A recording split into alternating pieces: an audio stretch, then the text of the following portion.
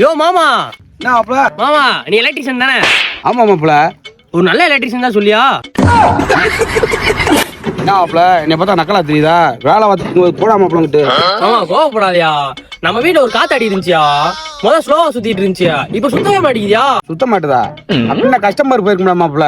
கஸ்டமரா? யோ அது பேர் கண்டென்சரியா. அதே மாப்பிள, சும்மா அவனுக்கு தெரியுமா செக் பண்ணி பார்த்தேன்.